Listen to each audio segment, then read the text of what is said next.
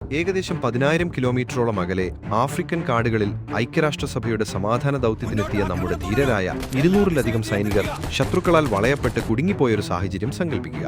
സാധാരണ ആശയവിനിമയങ്ങൾ ശത്രുക്കൾ ചോർത്തുമെന്ന് ഉറപ്പായപ്പോൾ സൈനികർ പരസ്പരം സംസാരിക്കാനും തന്ത്രങ്ങൾ മെനയാനും ഉപയോഗിച്ചത് നമ്മുടെ സ്വന്തം മലയാള ഭാഷയാണ്. RUF വിമതർ ഇന്ത്യൻ സമാധാന സേനാംഗങ്ങളെ വഞ്ചിച്ചാണ് കുടുക്കിയത്. സിയറ ലിയോണിൽ സമാധാനം സ്ഥാപിക്കുന്നതിന്റെ ഭാഗമായി ഒരു പ്രാദേശിക യോഗത്തിൽ പങ്കെടുക്കാൻ വിമതരുടെ ഗ്രൂപ്പായ റെവല്യൂഷണറി യുണൈറ്റഡ് ഫ്രണ്ട് ഇന്ത്യൻ സൈനികരെ ക്ഷണിച്ചു. നിരായുധരായി വിശ്വാസപൂർവ്വം യോഗത്തിനെത്തിയ സൈനികരെ വിമതർ തടവിലാക്കുകയായിരുന്നു. UN നേതൃത്വത്തിൽ മറ്റു രാജ്യങ്ങൾ സമാധാനപരമായ പരിഹാരങ്ങൾക്കായി ദിവസങ്ങളോളം വിമതരുമായി ചർച്ചയ്ക്ക് ശ്രമിച്ചു.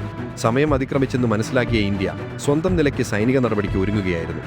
കൊടും വനത്തിനുള്ളിൽ മരണത്തെ മുഖാമുഖം കണ്ട ആ സൈനികരെ രക്ഷിക്കാൻ ഇന്ത്യൻ പാരാ കമാൻഡോകളും ഇന്ത്യൻ വ്യോമസേനയും ഒരേ സമയം ആകാശമാർഗവും കരമാർഗവും നടത്തിയ ഈ ദൗത്യം വിജയകരമായി പൂർത്തിയാക്കി. ഈ ദൗത്യത്തിൽ ഇന്ത്യൻ സൈന്യത്തിന് ഒരു സൈനികനെ നഷ്ടപ്പെടുകയും 7 പേർക്ക് പരിക്കേൽക്കുകയും ചെയ്തു. എന്നാൽ RUF വിമതർക്ക് 34 പേരെ കൊല്ലപ്പെടുകയും 100-ലധികം പേർക്ക് പരിക്കേൽക്കുകയും ചെയ്തുകൊണ്ട് വലിയ തിരിച്ചടി നേരിട്ടു. നമ്മുടെ ധീരജവാന്മാർ തടവിലാക്കപ്പെട്ട സഹപ്രവർത്തകരെ മാത്രമല്ല ഇന്ത്യൻ സൈന്യത്തിന്റെ അജേയമായ മനക്കരുത്തും ലോകത്തിനു മുന്നിൽ തെളിയിച്ചു.